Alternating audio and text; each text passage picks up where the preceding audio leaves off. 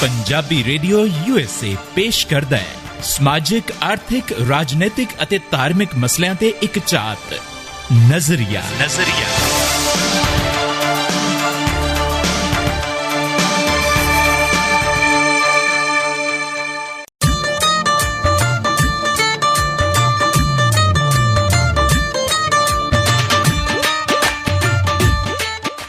ਸਤਿ ਸ਼੍ਰੀ ਅਕਾਲ ਜੋਗੀ ਜੀ। ਸਤਿ ਸ਼੍ਰੀ ਅਕਾਲ ਰਮਣੀਕ ਕੌਰੇ, ਕੀ ਹਾਲੇ ਚਾਲ ਨੇ ਤੇਰੇ?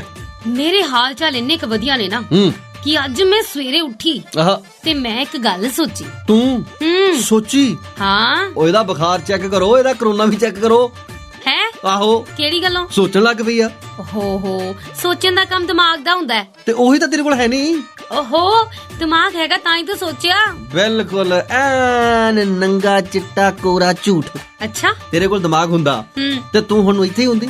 ਤੂੰ ਕਿਤੇ ਨਾਸਾ 'ਚ ਨਾ ਲੱਗੀ ਹੁੰਦੀ, ਤੂੰ ਕਿਸੇ ਗੂਗਲ 'ਚ ਨਾ ਲੱਗੀ ਹੁੰਦੀ, ਤੂੰ ਫੇਸਬੁੱਕ ਦੇ ਵਿੱਚ ਲੱਗੀ ਹੁੰਦੀ, ਤੂੰ ਐਮਾਜ਼ੋਨ ਦੇ ਵਿੱਚ ਲੱਗੀ ਹੁੰਦੀ। ਹਾਂਜੀ, ਤੇ ਆਪ ਨਹੀਂ ਲੱਗੇ ਜਿੱਦਾਂ ਤੁਹਾਡੇ ਕੋਲ ਤੇ ਬਹੁਤ ਦਿਮਾਗ। ਇੱਥੇ ਹੀ ਗੋਲ ਕਰ ਗਈ ਆ ਤੂੰ। ਅੱਛਾ ਹਾਂ, ਸੱਚੀ ਮੁੱਚੀ ਜੇਕਰ ਸਾਡਾ ਕਿਤੇ ਦਿਮਾਗ ਹੁੰਦਾ ਆਪਾਂ ਇੱਥੇ ਹੀ ਹੁੰਦੇ। ਪਰ ਫਿਲਹਾਲ ਤੇ ਆਪਾਂ ਇਸੇ ਧਰਤੀ ਤੇ ਆ ਨਾ, ਚੰਨ ਤੇ ਨਹੀਂ ਪਹੁੰਚੇ ਹੋਏ। ਆਜੋ ਜੀ ਸੁਪਨਿਆਂ ਦੀ ਦੁਨੀਆ ਤੋਂ ਵਾਪਸ। ਆਪਾਂ ਪੰਜਾਬੀ ਰੇਡੀਓ USA ਤੇ ਹੀ ਆ ਤੇ ਤੁਹਾਡਾ ਸਾਰਿਆਂ ਦਾ, ਸੱਜਣਾ ਮਿੱਤਰਾਂ, ਪਿਆਰਿਆਂ ਬੇਲੀਆਂ ਸਹੇਲੀਆਂ ਦਾ ਨਿੱਘਾ ਸਵਾਗਤ। ਖੈਰ ਮਕਦਮ ਤੁਹਾਡਾ ਆਪਣਾ ਹਰ ਦਿਲ ਅਜੀਜ਼ ਹਰਮਨ ਪਿਆਰਾ, ਤੁਹਾਡਾ ਆਪਣਾ ਚਰਨਜੀਤ ਜੋਗੀ। ਤੇ ਮੈਂ ਵੀ same to same Ramneek Kaur. Sorry, same to same ਕਿਦਾਂ? ਹਰਮਨ ਪਿਆਰੀ, ਹਰ ਦਿਲ ਅਜੀਜ਼। ਨਹੀਂ, ਸੇਮ ਟੂ ਸੇਮ ਕਿਦਾਂ?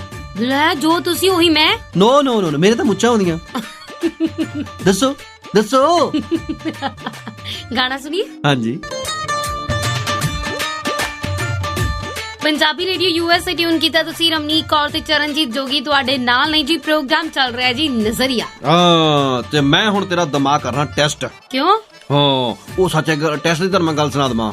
ਇੱਕ ਵਾਰੀ ਇਹਨੂੰ ਡਾਕਟਰ ਨੇ ਕਿਹਾ ਤਾਂ ਕਿ ਤੇਰੇ ਨਾ ਇਹ ਕਿਡਨੀ ਦੇ ਵਿੱਚ ਪ੍ਰੋਬਲਮ ਲੱਗਦੀ ਆ ਤੇ ਟੈਸਟ ਹੋਊਗਾ। ਕਹਿੰਦੀ ਹਾਏ ਮੇਰੀ ਤਾਂ ਕਿਡਨੀ ਫੇਲ ਹੋ ਜਾਣੀ ਆ, ਉਹ ਤਾਂ ਕਦੀ ਪੜ੍ਹੀ ਨਹੀਂ ਹੈਗੀ, ਕਦੇ ਸਕੂਲੇ ਨਹੀਂ ਗਈ, ਹਨਾ? ਅੱਛਾ। ਹਾਂ, ਤੇ ਲਓ ਹੁਣ ਮੈਂ ਤੇਰੇ ਦਿਮਾਗ ਦਾ ਟੈਸਟ ਕਰਦਾ।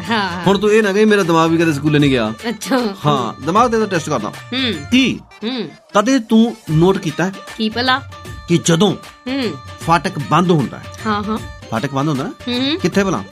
ਉਹ ਜਿੱਥੇ ਰੇਲਵੇ ਟਰੈਕ ਹੁੰਦਾ। ਹਾਂ, ਜਦੋਂ ਫਾਟਕ ਬੰਦ ਹੁੰਦਾ, ਕੀ ਕਦੇ ਤੂੰ ਨੋਟ ਕੀਤਾ ਕੀ ਭਲਾ? ਵੀ ਥੋੜੀ ਦੇਰ ਬਾਅਦ ਉੱਥੇ ਗੱਡੀ ਜ਼ਰੂਰ ਆਉਂਦੀ ਆ। ਹਾਂਜੀ, ਤੇ ਆਹੀ ਨੋਟ ਕਰਨ ਵਾਲੀ ਗੱਲ ਆ। ਨਹੀਂ ਤਾਂ ਉਦਾਂ ਫਾਟਕ ਲਾ ਕੇ ਬਹਿ ਜਾਣਾ, ਅਗਲੇ ਗਾਲਾਂ ਨਾ ਖਾਣ ਲੋਕਾਂ ਦੇ ਕੋਲੋਂ। ਜੋਗੀ ਜੀ, ਫਾਟਕ ਤਾਂ ਹੀ ਤਾਂ ਬੰਦ ਹੁੰਦਾ ਕਿਉਂਕਿ ਗੱਡੀ ਨੇ ਲੰਘਣਾ ਹੁੰਦਾ। ਆਹੋ, ਨਹੀਂ ਫਾਟਕ ਕਿਉਂ ਬੰਦ ਕਰਨਾ? ਗੱਡੀ ਕਿਤੇ ਨਿਕਲ ਕੇ ਸੜਕ ਵੱਲ ਦੌੜ ਚੱਲੀ ਆ, ਹਨਾ? ਇਸੇ ਕਰਕੇ ਫਾਟਕ ਬੰਦ ਕੀਤਾ ਜਾਂਦਾ ਹੈ ਕਿ ਗੱਡੀ ਆਉਣ ਵਾਲੀ ਹੈ।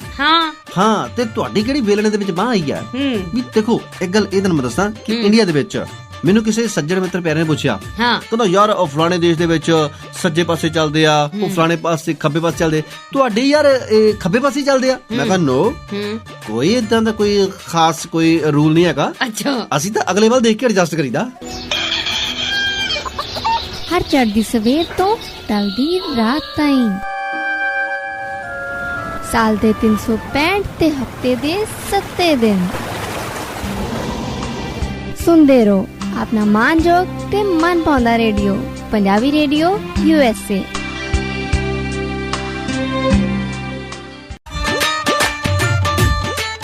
ਪੰਜਾਬੀ ਰੇਡੀਓ USA ਟਿਊਨ ਕੀਤਾ ਤੁਸੀਂ। ਰਮਨੀਕ ਕੌਰ ਤੇ ਚਰਨਜੀਤ ਜੋਗੀ ਤੁਹਾਡੇ ਨਾਲ ਨੇ। ਪ੍ਰੋਗਰਾਮ ਚੱਲ ਰਿਹਾ ਜੀ ਨਜ਼ਰੀਆ। ਬਿਲਕੁਲ ਏਦਾਂ ਹੀ ਮੈਂ ਐਡਜਸਟ ਕਰ ਰਹੀ ਹਾਂ ਚਰਨਜੀਤ ਜੋਗੀ ਦੇ ਨਾਲ। ਉਹ ਤਾਂ ਠੀਕ ਆ, ਤੂੰ ਜੋਸ਼ ਚ ਆ। ਨਾ ਖੱਬੇ ਨਾ ਸੱਜੇ, ਤੂੰ ਜੋਸ਼ ਚ ਆ। ਅੱਛਾ। ਤੂੰ ਆਪਣੇ ਅੰਦਰ ਅਣਖ ਜਗਾ। ਅੱਛਾ। ਤੂੰ ਅਣਖੀਲੀ ਮੁਟਿਆਰਿਆਂ ਪੰਜਾਬ ਦੀ। ਅੱਛਾ। ਤੂੰ ਕਿਉਂ ਸਹਿ ਰਹੀ ਹੈ ਮੇਰੀਆਂ? ਤੂੰ ਤਾਂ ਮੈਂ ਕਹਾਂ ਜੀ ਮੇਰੇ ਮੂੰਹ ਤੇ ਨਾ ਵੀ ਜਿਹੜੀ ਏਦਾਂ ਐ ਮਾਰ ਕੇ ਕੀ ਭਲਾ ਬਸਤੀ ਵਾ ਇਹਨੇ ਨਾਸਾ ਵੀਰੇ ਮੈਂ ਇੱਥੋਂ ਏਦਾਂ ਸ਼ੈਲ ਹੋ ਜਾਣਾ, ਚਿੱਟੇ ਕੋਰੇ ਕਾਗਜ਼ ਦੇ ਉੱਪਰ ਲਿਖ ਕੇ ਦੇ ਕੇ ਜਾ ਕਿ ਮੈਂ ਨਹੀਂ ਕਰਦੀ ਅੱਜ ਤਾਂ ਨਜ਼ਰੀਆ, ਚੱਕ ਓਏ ਕਰਾ ਲਾ ਜਿਹਨੂੰ ਮਰਜੀ। ਅੱਛਾ। ਫਿਰ ਮੈਂ ਜਾਣਾ ਤੇ ਮੇਰਾ ਕੰਮ ਜਾਣੇ। ਨਹੀਂ, ਮੈਂ ਐਡਜਸਟਮੈਂਟ ਕਰ ਲੂੰ। ਹਾਂ, ਦੁਨੀਆ ਦੇ ਉੱਪਰ ਹੈ ਹੀ ਐਡਜਸਟਮੈਂਟ ਰਹਿ ਗਈ ਹੈ। ਦੁਨੀਆ ਦੇ ਉੱਪਰ ਸਿਵਾਏ ਐਡਜਸਟਮੈਂਟ ਤੋਂ ਇੱਥੇ ਕੁਛ ਨਹੀਂ ਰੱਖਿਆ ਭਾਈ।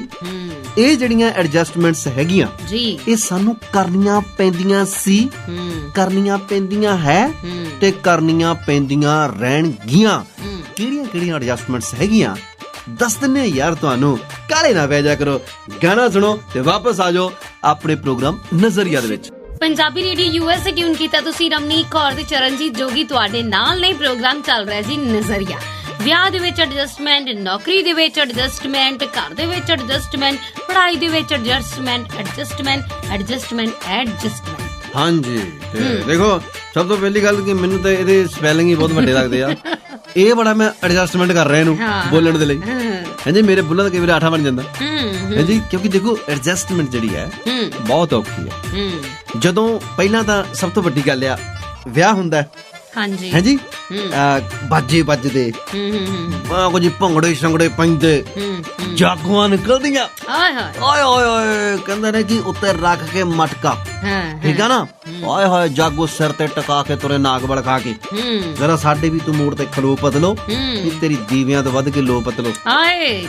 ਜਾਗੋਆਂ ਨਿਕਲਦੀਆਂ, ਢੋਲ ਵੱਜਦੇ ਆ। ਉਸ ਤੋਂ ਬਾਅਦ ਕੀ ਹੁੰਦਾ ਜਿਹਨਾਂ ਤੇ ਅਮੀਰਾਂ ਦਾ ਵਿਆਹ ਹੁੰਦਾ, ਅਮੀਰ ਜਦੋਂ ਮੰਨ ਲਓ ਲਾਈਕ ਇੱਕ ਮਿੰਟ, ਅਮੀਰ ਮੇਰੇ ਬਿਲਕੁਲ ਨਾਲ ਦੀ ਕੁਰਸੀ ਤੇ ਬੈਠਾ ਹੋਇਆ, ਹਰਮਨ ਪਿਆਰਾ, ਹਰ ਦਿਲ ਅਜੀਜ਼, ਸੁਗੜ, ਸਿਆਣਾ। Very nice, very nice. ਬੈਠੋ ਪਲੀਜ਼ ਬੈਠੋ।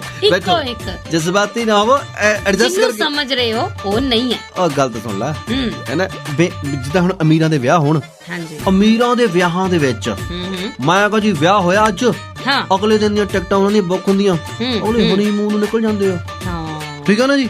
ਗਰੀਬ ਬੰਦੇ ਵਿਚਾਰੇ ਜਿਹੜੇ, ਜਿੱਦਾਂ ਹੁਣ ਮੰਨ ਲਓ ਸਧਾਰਨ ਜੇ ਆਮ ਇਧਰ ਨੂੰ ਕਰੋ ਬੂਬੀ, ਹਾਂਜੀ ਸਿੱਧੀ ਤਰ੍ਹਾਂ ਕਹੋ ਨਾ, ਮੇਰੇ ਵਰਗੀ। ਉਹ ਨਹੀਂ, ਮੈਂ ਇਦਾਂ ਕਹਿ ਕੇ ਤੇਰਾ ਮਨ ਨਹੀਂ ਛੋਟਾ ਕਰਨਾ ਚਾਹੁੰਦਾ, ਠੀਕ ਆ ਜੀ। ਜਿਹੜੀ ਆਮ ਗਰੀਬ ਬੰਦੇ ਹੁੰਦੇ ਆ, ਉਹਨਾਂ ਦੇ ਮਗਰ ਦੂਸਰੇ ਤੀਸਰੇ ਦਿਨ ਤੋਂ ਟੈਂਟ ਵਾਲੇ ਪੈ ਜਾਂਦੇ ਆ।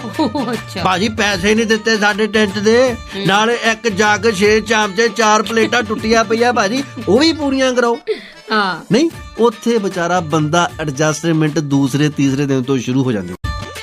ਐਡਜਸਟਮੈਂਟ ਅਸੀਂ ਉਦੋਂ ਵੀ ਕਰਦੇ ਹੁੰਦੇ ਆ ਜਦੋਂ ਸਾਡੀਆਂ ਲੋੜਾਂ ਜਿਹੜੀਆਂ ਨੇ ਉਹ ਪੂਰੀਆਂ ਨਹੀਂ ਹੋ ਪਾਉਂਦੀਆਂ। ਇਹ ਬਾਅਦ ਦੀ ਗੱਲ ਆ। ਅੱਛਾ, ਹਾਂ, ਪਹਿਲਾਂ ਤਾਂ ਆਪਾਂ ਹਲੇ ਜ਼ਿੰਦਗੀ ਨੂੰ ਤੋਰੀਏ ਸਹੀ। ਵਿਆਹ ਦੀ ਗੱਲ ਕੀਤੀ ਆ। ਹਾਂਜੀ, ਜਿਹੜੇ ਤਾਂ ਅਮੀਰ ਹੁੰਦੇ ਉਹ ਤਾਂ ਚੱਲ ਗਏ ਬਾਹਰ ਘੁੰਮਣ ਫਿਰਨ, ਹਾਂਜੀ, ਤੇ ਜਿਹੜੇ ਗਰੀਬ ਵਿਚਾਰੇ ਉਹ ਸੋਚਦੇ ਆ ਕਿ ਕੁੜੀ ਨੇ ਆਪਣੇ ਪੇਕਿਆਂ ਤੋਂ ਬੈੱਡ ਲੈ ਆਂਦਾ, ਸਾਡੇ ਤਾਂ ਕਿਸੇ ਕਮਰੇ ਦੇ ਵਿੱਚ ਐਡਜਸਟ ਹੀ ਨਹੀਂ ਹੁੰਦਾ।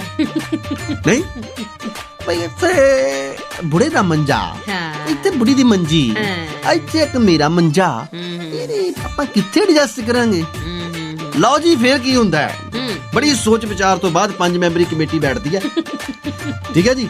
ਉਸ ਕਮੇਟੀ ਬੈਠਣ ਤੋਂ ਬਾਅਦ ਇੱਕ ਫੈਸਲਾ ਕੀਤਾ ਜਾਂਦਾ ਹੈ ਕਿ ਉਹ ਜਿਹੜਾ ਤੂੜੀ ਵਾਲਾ ਕਮਰਾ ਹੈ, ਹਾਂਜੀ, ਉਸ ਕਮਰੇ ਦੇ ਵਿੱਚ ਬੀਬੀ ਪਾਪਾ ਜੀ ਨੂੰ ਐਡਜਸਟ ਕੀਤਾ ਜਾਵੇ, ਹਾਂਜੀ, ਤੇ ਆਪਣਾ ਜਿਹੜਾ ਮੰਜਾ ਪੀੜੀ ਆ ਜਿਹੜਾ ਆਇਆ ਸਹੁਰਿਆਂ ਵੱਲੋਂ, ਉਹ ਚੱਕ ਕੇ ਉਸ ਕਮਰੇ ਦੇ ਵਿੱਚ ਐਡਜਸਟ ਕੀਤਾ ਜਾਵੇ ਜਿੱਥੇ ਕਦੇ ਬੀਬੀ ਪਾਪੇ ਨੇ ਆਪਣੇ ਬੀਬੀ ਪਾਪੇ ਨੂੰ ਕੱਢ ਕੇ ਆਪ ਐਡਜਸਟ ਕੀਤਾ ਸੀ। ਨਹੀਂ, ਅੱਛਾ, ਬਹੁਤ ਸੋਹਣੀ ਸੋਚ, ਸ਼ਾਬਾਸ਼ ਤੁਹਾਨੂੰ। ਦੇਖੋ, ਇਹ ਤਾਂ ਪੀੜੀ ਦਰ ਪੀੜੀ, ਲੀ ਦਰ ਲੀ ਇਦਾਂ ਹੀ ਚੱਲਦੀ ਆ। ਸਾਡੇ ਪੰਜਾਬ ਦੀ ਸਭ ਤੋਂ ਵੱਡੀ ਐਡਜਸਟਮੈਂਟ ਤਾਂ ਇਹੀ ਆ। ਟਿਊਨ ਕੀਤਾ ਤੁਸੀਂ, ਰਮਨੀਕ ਕੌਰ ਤੇ ਚਰਨਜੀਤ ਜੋਗੀ ਤੁਹਾਡੇ ਨਾਲ ਨੇ। ਪ੍ਰੋਗਰਾਮ ਚੱਲ ਰਿਹਾ ਜੀ ਨਜ਼ਰੀਆ। ਚਲੋ, ਵਿਆਹੀ ਵਰੀ ਆ ਗਈ, ਉਹਦਾ ਬਿਸਤਰਾ, ਉਹਦਾ ਬੈੱਡ ਵੀ ਐਡਜਸਟ ਕਰ ਲਿਆ। ਹੁਣ ਘਰ ਦੇ ਵਿੱਚ ਨੂੰਹ ਸੱਸ ਦੀ ਐਡਜਸਟਮੈਂਟ, ਓਏ ਹੋਏ ਹੋਏ, ਦਰਾਣੀ ਜਠਾਣੀ ਦੀ ਐਡਜਸਟਮੈਂਟ, ਵਾਹ ਜੀ ਵਾਹ, ਨਨਾਣ ਭਰਜਾਈ ਦੀ ਐਡਜਸਟਮੈਂਟ, ਘਰ ਵਾਲਾ ਘਰ ਵਾਲੀ ਦੀ ਐਡਜਸਟਮੈਂਟ, ਗਵਾਂਢੀਆਂ ਦੇ ਨਾਲ ਵੀ ਐਡਜਸਟਮੈਂਟ। ਦੇਖੋ, ਘਰ ਵਾਲੀ ਤੇ ਘਰ ਵਾਲਾ ਤਾਂ ਵਿਚਾਰੇ ਆਪਸ ਵਿੱਚ ਭਾਵੇਂ ਜਿੱਦਾਂ ਮਰਜ਼ੀ ਕੁੱਤ ਕਲੀ ਛਪਾਈ ਰੱਖਣ, ਉਹਨਾਂ ਦੀ ਤਾਂ ਐਡਜਸਟਮੈਂਟ ਚਲੋ ਖੈਰ ਹੋ ਹੀ ਜਾਂਦੀ ਹੈ, ਠੀਕ ਹੈ ਨਾ। ਪਰ ਜਿਹੜੀ ਨੂੰਹ ਸੱਸ ਦੀ ਐਡਜਸਟਮੈਂਟ ਆ, ਉਹ ਇਧਰ ਨੂੰ ਕਰੋ ਬੂਬਾ ਜੀ, ਹਾਂਜੀ, ਇਹ ਭੈਣ ਜੀ ਇਹ ਤੋਂ ਬਿਨਾਂ ਨਹੀਂ ਹੁੰਦੀ, ਦਿਮਾਗ ਤੋਂ ਬਿਨਾਂ। ਹਾਂਜੀ, ਨਹੀਂ, ਤੁਸੀਂ ਏਦਾਂ ਮੇਰੇ ਦਿਮਾਗ ਤੇ ਟੱਚ ਕਰ ਰਹੇ ਹੋ, ਲੋਕਾਂ ਨੂੰ ਦਿਖਦਾ ਪਿਆ। ਹਾਂ, ਨਹੀਂ, ਵੈਸੇ ਦੱਸਣਾ ਤਾਂ ਸਾਡਾ ਫਰਜ਼ ਹੈ ਕਿ ਨਹੀਂ। ਹਾਂ, ਦੇਖੋ, ਉਹ ਹੈ ਵੀ ਦਿਮਾਗ। ਸਾਡੇ ਕਹਿਣ ਦਾ ਮਤਲਬ ਇਹ ਹੈ ਕਿ ਛਾਤਰ ਚੱਲਣਾ ਚੱਲੀ ਅਸੀਂ ਸੱਸ ਨੂੰ ਵਰਗਲਾਉਣ ਦੇ ਲਈ, ਐਡਜਸਟ ਕਰਨ ਦੇ ਲਈ। ਨਹੀਂ, ਤੇ ਦਿਮਾਗ ਕਿਉਂ ਕਿਹਾ, ਦਿਲ ਕਿਉਂ ਨਹੀਂ ਐਡਜਸਟ? ਦੇਖੋ, ਦਿਲ ਦੇ ਨਾਲ ਦੁਨੀਆ ਨਹੀਂ ਚੱਲਦੀ। ਤੁਹਾਨੂੰ ਮੈਂ ਦੱਸਾਂ, ਹੁਣ ਮੰਨ ਲਓ ਕਿਸੇ ਕੁੜੀ ਦਾ ਦਿਲ ਆ ਗਿਆ, ਠੀਕ ਹੈ ਜੀ, ਜਾਂ ਕਿਸੇ ਕੁੜੀ ਦੀਆਂ ਅੱਖਾਂ ਬਹੁਤ ਸੋਹਣੀਆਂ, ਅੱਖਾਂ ਤੇ ਦਿਲ ਆ ਗਿਆ, ਵੀ ਅਗਲੇ ਦੇ ਮਾਂ-ਬਾਪ ਅੱਖਾਂ ਕੱਢ ਕੇ ਤੁਹਾਡੀ ਤਲੀ ਤੇ ਰੱਖ ਦੇਣ, ਮੁੜ ਕੇ ਅਗਲੇ ਨੇ ਕਾਣੀ ਕੁੜੀ ਕਿਤੇ ਲੜ ਲਾਉਣੀ ਹੈ। ਨਹੀਂ, ਦਿਲ ਦੀਆਂ ਗੱਲਾਂ ਕਰਦੇ। ਦਿਲ ਦੇ ਨਾਲ ਦੁਨੀਆ ਨਹੀਂ ਚੱਲਦੀ। ਅੱਛਾ, ਦਿਮਾਗ ਦੇ ਨਾਲ ਚੱਲਦੀ ਆ। ਚਲੋ, ਸੱਸ ਦੇ ਨਾਲ ਦਿਮਾਗ ਦੇ ਨਾਲ ਐਡਜਸਟਮੈਂਟ ਹੁੰਦੀ ਫੇਰ। ਹਾਂ, ਕਈਆਂ ਦਾ ਸੁਭਾਅ ਹੁੰਦਾ ਤੇਰੇ ਵਾਂਗੂ ਉਖੜੀ ਕੁਹਾੜੀ ਵਾਲਾ। ਉਹਦੇ ਨਾਲ ਵੀ ਐਡਜਸਟ ਕਰਨਾ ਹੈ ਕਿ ਕਿੱਦਾਂ ਆਪਾਂ ਉਸ ਉਖੜੀ ਕੁਹਾੜੀ ਨੂੰ ਸੈੱਟ ਕਰਨਾ ਹੈ। ਉਸ ਕੁਹਾੜੇ ਦੇ ਵਿੱਚ ਫਾਲ ਠੋਕਣੀ ਹੈ, ਫਾਲ ਠੋਕ ਕੇ ਉਹਨੂੰ ਐਨ ਚੰਗੀ ਤਰ੍ਹਾਂ ਸੈੱਟ ਕਰਕੇ ਆਪਣੀ ਜ਼ਿੰਦਗੀ ਅੱਗੇ ਤੋਰਨੀ।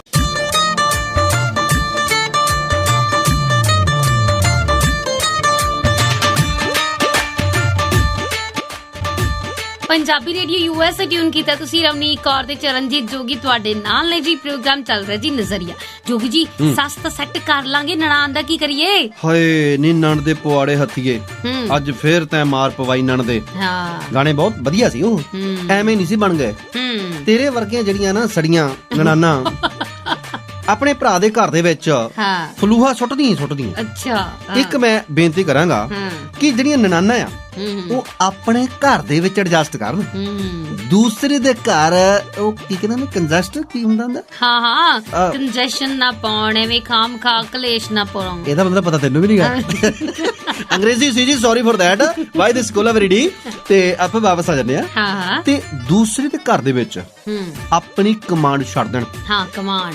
ਪੁਰਾਣੇ ਸਮੇਂ ਦੇ ਵਿੱਚ ਇੱਕ ਤਸਵੀਰ ਦਿੱਤੀ ਜਾਂਦੀ ਹੁੰਦੀ ਸੀ ਕੁੜੀ ਦਾ, ਜਦੋਂ ਵਿਆਹ ਹੋਣਾ ਨਾ ਉਹਨੂੰ ਤਸਵੀਰ ਹਰ ਇੱਕ, ਜੇ 100 ਵਿਆਹ ਹੁੰਦਾ ਸੀ ਤੇ 100 ਦੇ ਵਿੱਚੋਂ 101% ਉਸ ਕੁੜੀ ਨੂੰ ਤਸਵੀਰ ਦਿੱਤੀ ਜਾਂਦੀ ਹੁੰਦੀ ਸੀਗੀ ਕਿ ਆ ਲੈ ਮੈਂ ਸਾਂਭ ਕੁੰਜੀਆਂ ਧੀਆਂ ਕਰ ਚੱਲੀਆਂ ਸਰਦਾਰੀ, ਦਿੱਤੀ ਜਾਂਦੀ ਸੀ ਨਾ। ਦੇਖੋ ਉਹ ਤਸਵੀਰਾਂ ਅੱਜ ਬੰਦ ਹੋ ਗਈਆਂ। ਅੱਜ ਨਹੀਂ ਉਹ ਤਸਵੀਰਾਂ ਦਿੱਤੀਆਂ ਜਾਂਦੀਆਂ, ਅੱਜ ਨਹੀਂ ਉਹ ਸੋਚਾਂ ਦਿੱਤੀਆਂ ਜਾਂਦੀਆਂ। ਉਦੋਂ ਧੀਆਂ ਕੀ ਕਹਿੰਦੇ ਹੁੰਦੇ ਸੀ ਕਿ ਲੈ ਮੈਂ ਹੁਣ ਅਸੀਂ ਚੱਲੇ ਆ, ਹੁਣ ਜਿਹੜੀ ਅਗਲੀ ਧੀ ਬਣ ਕੇ ਆਊਗੀ ਉਹਦੇ ਹੱਥ ਸਰਦਾਰੀ ਹੋਊਗੀ। ਪਰ ਅੱਜ ਸਾਡੇ ਸਮਾਜ ਦੇ ਵਿੱਚ ਉਹ ਸੋਚ ਹੈ ਨਹੀਂ। ਅੱਜ ਧੀਆਂ ਜਿਹੜੀਆਂ ਕਹਿੰਦੀਆਂ ਕਿ ਮੇਰਾ ਪਿਓ ਦੇ ਘਰ ਤੇ ਹੱਕ ਹੈ ਜੀ, ਜ਼ਮੀਨ ਦੇ ਵਿੱਚੋਂ ਹਿੱਸਾ ਵੀ ਬਣਾਉਣਾ, ਮੰਨਦੇ ਆ ਕਾਨੂੰਨਨ ਤੌਰ ਤੇ ਉਹਨਾਂ ਦਾ ਹੱਕ ਹੈਗਾ, ਠੀਕ ਹੈ ਨਾ, ਅਸੀਂ ਇਸ ਗੱਲ ਨੂੰ ਕਦੇ ਵੀ ਡਿਨਾਈ ਨਹੀਂ ਕਰ ਸਕਦੇ। ਪਰ ਨਾਲ ਦੀ ਨਾਲ ਗੱਲ ਇਹ ਹੈ ਕਿ ਕਿਸੇ ਦੀ ਜ਼ਿੰਦਗੀ ਦੇ ਵਿੱਚ, ਚਾਹੇ ਉਹ ਤੁਹਾਡਾ ਆਪ ਦਾ ਸਕਾ ਭਰਾ ਹੀ ਕਿਉਂ ਨਾ ਹੋਵੇ, ਉਹਦੀ ਜ਼ਿੰਦਗੀ ਦੇ ਵਿੱਚ ਤੁਸੀਂ ਦਖਲ ਅੰਦਾਜ਼ੀ ਨਾ ਕਰੋ, ਉਹਨਾਂ ਨੂੰ ਆਪਸ ਦੇ ਵਿੱਚ ਆਪਣੀ ਸੂਝ-ਬੂਝ ਦੇ ਨਾਲ ਐਡਜਸਟ ਕਰਨ ਦੀ।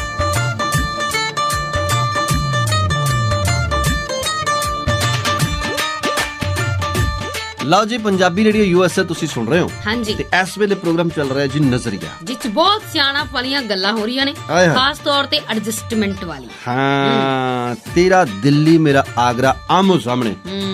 ਹਾਂਜੀ, ਦਰਾਣੀਆਂ ਜਠਾਣੀਆਂ ਨੇ ਆਪਸ ਵਿੱਚ ਲੈਣੀ ਤਾਂ ਹਿੱਸਿਆਂ ਦੀ ਜ਼ਮੀਨ ਹੀ ਹੁੰਦੀ ਆ। ਹਾਂਜੀ, ਪਰ ਫਿਰ ਵੀ ਪਤਾ ਨਹੀਂ ਕਿਉਂ ਇੱਕ ਦੂਸਰੇ ਵੱਲ ਰਿਸ਼ਤਾ ਇਦਾਂ ਦੀਆਂ ਬਣਾ ਲੈਂਦੀਆਂ ਜਿੱਦਾਂ ਸੱਪ ਤੇ ਨੇਲ ਇਹਦਾ। ਜੀ ਜੀ, ਜਿੱਦਾਂ ਸੱਪ ਤੇ ਨੇਲ ਦਾ।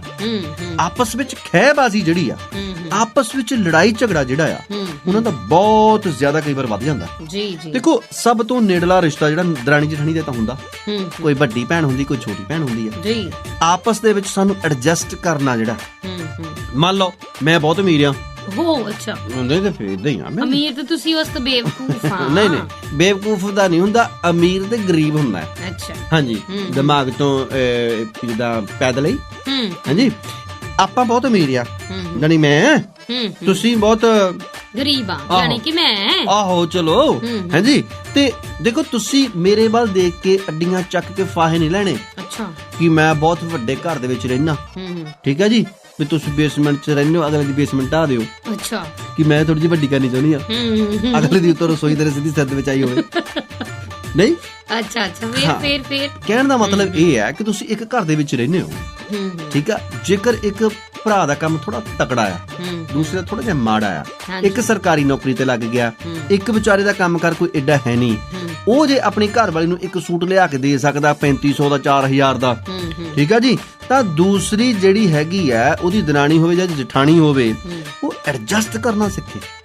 ਸਹੀ ਗੱਲ। 600-700 ਦੇ ਸੂਟ ਦੇ ਵਿੱਚ ਵੀ ਉਹਨੂੰ ਉਹੋ ਜਿਹਾ ਹੀ ਸਵਾਦ ਆਵੇ, ਜੈਲਸ ਨਾ ਹੋਵੇ। ਬੇਸਿਕਲੀ ਦੇਖੋ ਜਿਹੜੀਆਂ ਆਪਾਂ ਕਹਿੰਦੇ ਨਾ ਪੰਜੋ ਉਂਗਲੀਆਂ ਬਰਾਬਰ ਨਹੀਂ ਹੁੰਦੀਆਂ, ਹੈ ਨਾ। ਜੇ ਇੱਕ ਦੇ ਕੋਲ ਜ਼ਿਆਦਾ ਪੈਸਾ ਹੈ ਤਾਂ ਇਹਦਾ ਮਤਲਬ ਇਹ ਨਹੀਂ ਕਿ ਦੂਜੀ ਨੇ ਵੀ ਉਨੇ ਹੀ ਲੈਣੇ। ਬਿਲਕੁਲ। ਇੱਥੇ ਸਾਨੂੰ ਸਭ ਤੋਂ ਵੱਡੇ ਪੱਧਰ ਤੇ ਦੇਖੋ ਸਾਨੂੰ ਬਣਨਾ ਪਏਗਾ ਫਾਈਨਾਂਸ ਮਿਨਿਸਟਰ, ਐਡਜਸਟ ਕਰਨਾ ਪਏਗਾ, ਠੀਕ ਹੈ, ਆਪਣੇ ਆਪ ਨੂੰ, ਆਪਣੇ ਘਰ ਨੂੰ, ਆਪਣੇ ਖਰਚਿਆਂ ਨੂੰ, ਆਪਣੀ ਸਾਰੀ ਕਬੀਲਦਾਰੀ ਨੂੰ, ਠੀਕ ਹੈ। ਔਰ ਸਭ ਤੋਂ ਵੱਡੀ ਗੱਲ ਇੱਕ ਹੋਰ ਵੀ ਕਰਨੀ ਹੈ, ਜਿਹੜੀ ਕਿ ਤੁਹਾਨੂੰ ਐਡਜਸਟ ਕਰਨੀ ਪਏਗੀ ਘਰ ਤੋਂ ਬਾਹਰ ਰਹਿਣ ਵਾਲੇ ਲੋਕਾਂ ਨੂੰ, ਰਿਸ਼ਤੇਦਾਰਾਂ ਨੂੰ, ਉਹ ਕਰਦੇ ਆਣ ਕੇ। ਤੁਸੀਂ ਸੁਣਦੇ ਪਏ ਹੋ ਪੰਜਾਬੀ ਰੇਡੀਓ ਯੂਐਸਏ। ਅੱਜ ਤੇ ਬੜੇ ਤੱਤ ਚ ਆਏ ਹੋਏ ਹੋ। ਮੈਂ ਕਹਾਂ ਜੀ ਮੈਂ ਤਾਂ ਕੱਢ ਦੇਣੇ ਕਿੱਲ ਫੜ ਕੇ। ਅੱਛਾ, ਕਿਹੜੀ ਐਡਜਸਟਮੈਂਟ ਕਰਨੀ ਪੈਣੀ ਬਈ? ਜਿਹੜੇ ਰਿਸ਼ਤੇਦਾਰ ਆ, ਰਿਸ਼ਤੇਦਾਰਾਂ ਦੇ ਜਦੋਂ ਕਿਤੇ ਵਿਆਹ ਸ਼ਾਦੀ ਹੁੰਦਾ, ਹਾਂਜੀ ਠੀਕ ਆ, ਹੁਣ ਮੈਂ ਅਮੀਰ ਆ, ਅੱਛਾ ਨਹੀਂ ਵੈਸੇ ਉਹਦੇ ਉਦਾਹਰਨ ਨਹੀਂ ਸੜਨਾ, ਅੱਛਾ ਰੀਸ ਕਰ, ਖੈਰ ਰੀਸ ਵੀ ਨਹੀਂ ਕਰਨੀ। ਹਾਂ ਜੇ ਗਰੀਬ ਆ ਤਾਂ ਕੋਈ ਗੱਲ ਨਹੀਂ ਯਾਰ, ਕਿਹੜਾ ਮਰ ਚੱਲੇ ਯਾਰ। ਹਾਂ, ਰੋਟੀ ਤੂੰ ਖਾਣੀ ਆ, ਰੋਟੀ ਮੈਂ ਖਾਣੀ ਆ। ਜੇ ਮੈਂ ਅਮੀਰ ਆ, ਮੈਂ ਰਾਤ ਨੂੰ ਸੋਨੇ ਨੂੰ ਦੰਦੀਆਂ ਵੱਢ ਕੇ ਨਹੀਂ ਸੋਣਾ। ਜੇ ਤੂੰ ਗਰੀਬ ਆ ਤੇ ਤੂੰ ਕਿਤੇ ਰਾਤ ਨੂੰ ਬਾਣ ਦੀਆਂ ਮੰਜੇ ਦੀਆਂ ਬਾਈਆਂ ਨਹੀਂ ਖਾ ਲੈਣੀਆਂ। ਠੀਕ ਹੈ, ਰੋਟੀ ਖਾਣੀ ਹੈ, ਮਸਲਾ ਸਿਰਫ ਰੋਟੀ ਦਾ। ਹਾਂ ਠੀਕ ਹੈ ਜੀ, ਦੁਨੀਆ ਤੇ ਮਸਲਾ ਰੋਟੀ ਦਾ ਜਾਂ ਫਿਰ ਤੇੜ ਲੰਗੋਟੀ ਦਾ, ਹੋਰ ਉਸ ਤੋਂ ਵੱਡਾ ਕੋਈ ਮਸਲਾ ਨਹੀਂ ਹੈਗਾ। ਠੀਕ ਹੈ, ਕਾਰਨ ਕੀ ਹੈ? ਅਸੀਂ ਲੋਕ ਜਦੋਂ ਬਾਹਰ ਸਾਡੇ ਰਿਸ਼ਤੇਦਾਰੀ ਦੇ ਵਿੱਚ ਵਿਆਹ ਸ਼ਾਦੀ ਹੁੰਦਾ ਹੈ, ਵਿਆਹ ਸ਼ਾਦੀਆਂ ਦੇ ਵਿੱਚ ਰਿਸ਼ਤੇਦਾਰ ਸਾਂਝੇ ਹੁੰਦੇ ਆ। ਠੀਕ ਹੈ, ਸਾਂਝੇ ਰਿਸ਼ਤੇਦਾਰਾਂ ਦੇ ਵਿੱਚ ਅਸੀਂ ਜਦੋਂ ਇੱਕ ਅਮੀਰ ਬੰਦਾ, ਉਹ ਤਾਂ ਤੁਹਾਡੇ ਲਈ ਕੋਈ ਵਧੀਆ ਤੋਹਫਾ ਲੈ ਜਾਂਦਾ ਹੈ, ਕੋਈ ਵਧੀਆ ਸੂਟ ਲੈ ਜਾਂਦਾ ਹੈ, ਚੱਕ ਕੇ ਤੁਸੀਂ ਸਾਰਿਆਂ ਨੂੰ ਦਿਖਾਉਂਦੇ, ਆ ਮੇਰਾ ਭਰਾ ਆ ਲੈ ਕੇ ਆਇਆ, ਆ ਮੇਰਾ ਭਰਾ ਨੇ ਆ ਕੀਤਾ, ਆ ਮੇਰੇ ਏਦਾਂ ਕੀਤਾ। ਜਿਹੜਾ ਦੂਸਰਾ ਵਿਚਾਰਾ ਮੇਰੇ ਵਰਗਾ ਮਾਤੜ ਬੰਦਾ, ਗਰੀਬ ਬੰਦਾ, ਜਿਹੜਾ ਬਹੁਤਾ ਨਹੀਂ ਕਰ ਸਕਦਾ, ਜਿਹਦੀ ਵਿੱਤੀ ਸਮਰੱਥਾ ਓਡੀ ਨਹੀਂ ਹੈਗੀ, ਠੀਕ ਹੈ, ਉਹ ਬੰਦਾ ਜਦੋਂ ਕੋਈ ਮਾੜਾ ਮੋਟਾ ਆਪਣੀ ਵਿੱਤੀ ਸਮਰੱਥਾ ਦੇ ਮੁਤਾਬਕ ਲੈ ਜਵੇ ਤੇ ਉਹ ਚੱਕ ਕੇ ਵਿਹੜੇ ਦੇ ਵਿੱਚ ਮਾਰਨਾ ਹੈ ਕਿ ਤੂੰ ਮੇਰੀ ਨੱਕ ਵਢਾਤੀ, ਤੂੰ ਮੇਰੀ ਏਦਾਂ ਕਰਤੀ, ਤੂੰ ਮੇਰਾ ਏਦਾਂ ਹੋ ਗਿਆ। ਹੁਣ ਭਲਾ ਉਹ ਆਪਣੇ ਸਾਈਕਲ ਦਾ ਪਿਛਲਾ ਪਹੀਆ ਵੇਚ ਕੇ ਤੈਨੂੰ ਸੂਟ ਵਧੀਆ ਲਿਆ ਦੇਵੇ। ਐਡਜਸਟ ਤੁਹਾਨੂੰ ਵੀ ਕਰਨਾ ਪੈਣਾ।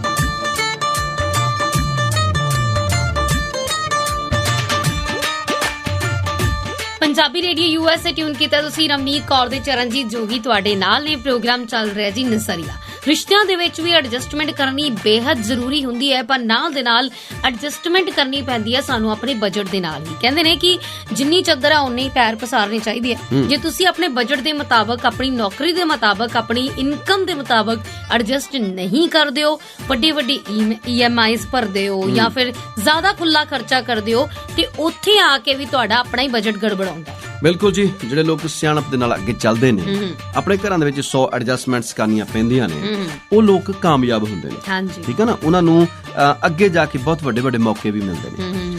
ਜ਼ਿੰਦਗੀ ਦੇ ਵਿੱਚ ਹਮੇਸ਼ਾ ਦੇਖੋ ਸਾਨੂੰ ਸੋਚਣਾ ਚਾਹੀਦਾ।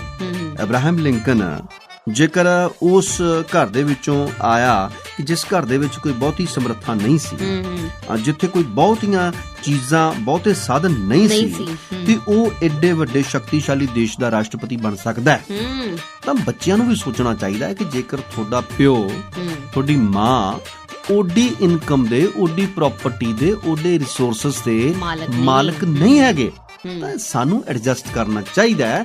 ਜੇਕਰ ਤੁਸੀਂ ਸੇਵ ਦੰਦੀ ਵੱਡੀ ਵਾਲੇ ਦੇ ਫੋਨ ਤੋਂ ਬਿਨਾਂ ਗੁਜ਼ਾਰਾ ਕਰ ਸਕਦੇ ਹੋ ਤੇ ਕਰ ਲੈਣਾ ਚਾਹੀਦਾ ਹੈ। ਵਾਈ ਦਿਸ ਕੋਲਾਵਰੀ ਡੀ ਕਿ ਤੁਸੀਂ ਕਰਜ਼ੇ ਚੱਕੋ ਨਹੀਂ, ਆਪਣਾ ਸਟੇਟਸ ਦਿਖਾਉਣ ਦੇ ਲਈ, ਹੈ ਨਾ। ਸਟੇਟਸ ਕੀ ਹੁੰਦਾ ਤੁਹਾਨੂੰ ਪਤਾ ਹੋਣਾ ਚਾਹੀਦਾ ਹੈ ਕਿ ਜਿਹੜੇ ਵੱਡੇ ਲੋਕ ਨੇ ਉਹ ਕਈ ਹਾਲੇ ਵੀ ਇਸ ਯੁੱਗ ਦੇ ਵਿੱਚ ਵੀ ਫੀਚਰ ਫੋਨ ਯੂਜ਼ ਕਰਦੇ ਨੇ। ਹਾਂ ਬਿਲਕੁਲ, ਠੀਕ ਹੈ ਨਾ।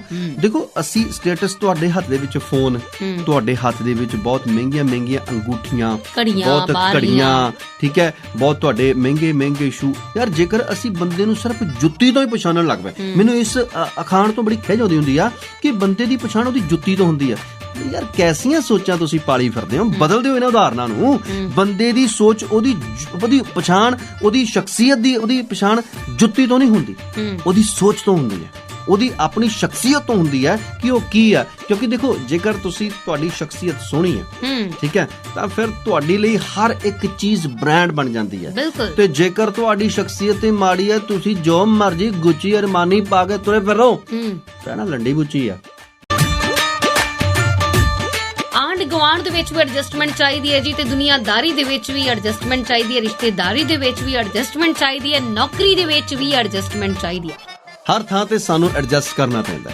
ਬੱਸ ਵਿੱਚ ਚੜ੍ਹਦੇ ਹੋ, ਭੀੜ ਬਹੁਤ ਆ, ਐਡਜਸਟ ਕਰਨਾ ਪੈਣਾ। ਗੱਡੀ ਦੇ ਵਿੱਚ ਵੀ, ਠੀਕ ਹੈ, ਟ੍ਰੇਨ ਦੇ ਵਿੱਚ ਵੀ। ਕਈ ਵਾਰ ਸਾਡੀ ਗੱਡੀ ਜਿਹੜੀ ਹੁੰਦੀ ਹੈ 5 ਸੀਟਰ ਹੁੰਦੀ ਹੈ, ਸਾਡਾ ਆਪਣਾ ਕੋਈ ਕਵੇ ਕਿ ਮੈਨੂੰ ਉੱਥੇ ਤੱਕ ਲੈ ਕੇ ਚਲੋ, ਕੀ ਅਸੀਂ 6ਵੇਂ ਬੰਦੇ ਨੂੰ ਐਡਜਸਟ ਨਹੀਂ ਕਰਦੇ? ਨਾਲ ਉਹਦਾ ਜਵਾਕ ਵੀ ਕਰ ਲੈਂਦੇ ਆ, ਨਾਲ ਉਹਦਾ ਨਿੱਕਾ ਜਿਹਾ ਝੋਲਾ ਵੀ ਕਰਦੇ ਆ, ਠੀਕ ਹੈ ਨਾ। ਔਰ ਬੱਸ ਦੇ ਵਿੱਚ ਚੜੋ ਤਾਂ ਐਡਜਸਟਮੈਂਟ, ਤੁਸੀਂ ਟ੍ਰੇਨ ਦੇ ਵਿੱਚ ਜਾਂਦੇ ਹੋ ਤਾਂ ਐਡਜਸਟਮੈਂਟ। ਮੰਨ ਲਓ ਤੁਸੀਂ ਆਪਣਾ ਇੱਕ ਡੱਬਾ ਜਿਹੜਾ ਤੁਸੀਂ ਕੀ ਕਹਿੰਦੇ ਆ ਲਿਆ ਹੋਇਆ, ਸਾਲਮ ਕੀਤਾ ਹੋਇਆ, ਬੀਬੀਆਂ ਸਾਰੀਆਂ ਜਾਣਦੀਆਂ ਮੇਰੀਆਂ ਸਹੇਲੀਆਂ ਜਿਹੜੀਆਂ ਹੈਗੀਆਂ, ਠੀਕ ਹੈ ਨਾ। ਉਹ ਸਾਲਮ ਕੀਤੇ ਹੋਏ ਡੱਬੇ ਦੇ ਵਿੱਚ ਮੰਨ ਲਓ ਕੋਈ ਇੱਕ ਔਰਤ ਆ ਜਾਂਦੀ ਹੈ, ਉਹਨੇ ਤੁਹਾਡੇ ਨਾਲ ਸਫ਼ਰ ਕਰਨਾ, ਕੀ ਤੁਸੀਂ ਉਹਨੂੰ ਐਡਜਸਟ ਨਹੀਂ ਕਰੋਗੇ? ਕਰਦੇ ਆ ਜੀ, ਕਰਨਾ ਪੈਂਦਾ ਹੈ। ਪਲੇਨ ਦੇ ਵਿੱਚ ਐਡਜਸਟ ਕਰਨਾ ਪੈਂਦਾ ਹੈ। ਫਿਰ ਮੰਨ ਲਓ ਜੇ ਪਲੇਨ 'ਚ ਤੁਹਾਨੂੰ ਨਹੀਂ ਸੀਟ ਮਿਲੀ, ਥੱਲੇ ਸੋ ਜਾਓ। ਅੱਛਾ ਨਹੀਂ ਜਦੋਂ ਅਸੀਂ ਨਵੇਂ ਅਮਰੀਕਾ ਆਏ ਸੀ, ਹਾਂਜੀ, ਉਦੋਂ ਤੱਕ ਮੈਂ ਬੋਰੀ ਵਿਛਾ ਗਿਆ ਸੀ ਥੱਲੇ, ਆਪਣੀ ਘਰੋਂ ਬੋਰੀ ਲੈ ਕੇ ਆਈ। ਮੈਨੂੰ ਕਹਿੰਦੇ ਤੇਰੀ ਰੋਟੀ ਦੇਣੀ, ਕਿਉਂਕਿ ਮੈਂ ਕੋਈ ਗੱਲ ਨਹੀਂ ਜੀ, ਮੈਂ ਘਰੋਂ ਪਰੌਂਠਿਆਂ ਦੇ ਉੱਪਰ ਕਰੇਲੇ ਰੱਖ ਕੇ ਲੈ ਲਏ ਜੀ। ਆਓ ਤੇ ਏਦਾਂ ਕੀਤੀ ਆ, ਚਲੋ ਐਡਜਸਟਮੈਂਟ ਦੇ ਨਾਲ ਹੀ ਆ। ਦੇਖੋ ਕੰਧ ਟੱਪਣ ਵੇਲੇ ਤੈਨੂੰ ਕਿੰਨੀ ਐਡਜਸਟਮੈਂਟ ਕਰਨੀ ਪਈ। ਵੈਰੀ ਗੁੱਡ ਬੇਟਾ, ਏਦਾਂ ਹੀ ਅੱਗੇ ਤਰੱਕੀ ਹੁੰਦੀ ਆ। ਹੁਣ ਦੇਖੋ ਬਾਰੀਆਂ ਗੱਲਾਂ ਆਪਾਂ ਕੀ ਕਰਨੀਆਂ, ਆਪਾਂ ਬਹੁਤੀਆਂ ਗੱਲਾਂ ਕੀ ਕਰਨੀਆਂ। ਹਾਂ, ਬੇਸਮੈਂਟ ਦੇ ਵਿੱਚ ਵੀ ਰਹਿਣਾ ਪਿਆ, ਐਡਜਸਟਮੈਂਟ ਹੀ ਆ। ਹੁਣ ਦੇਖੋ ਇੱਥੇ ਪ੍ਰੋਗਰਾਮ ਦੇ ਵਿੱਚ ਵੀ ਐਡਜਸਟਮੈਂਟ ਕਰਨੀ ਪੈਂਦੀ, ਤੈਨੂੰ ਅਸੀਂ ਬੋਲਣ ਨਹੀਂ ਦੇਈਦਾ, ਨਹੀਂ ਫਿਰ ਵੀ ਤੂੰ ਕਰਕੇ ਮਾੜਾ ਮਾੜਾ ਕੋਸ਼ਿਸ਼ ਕਰਦੀ ਐਡਜਸਟ ਕਰਦੀ ਆ।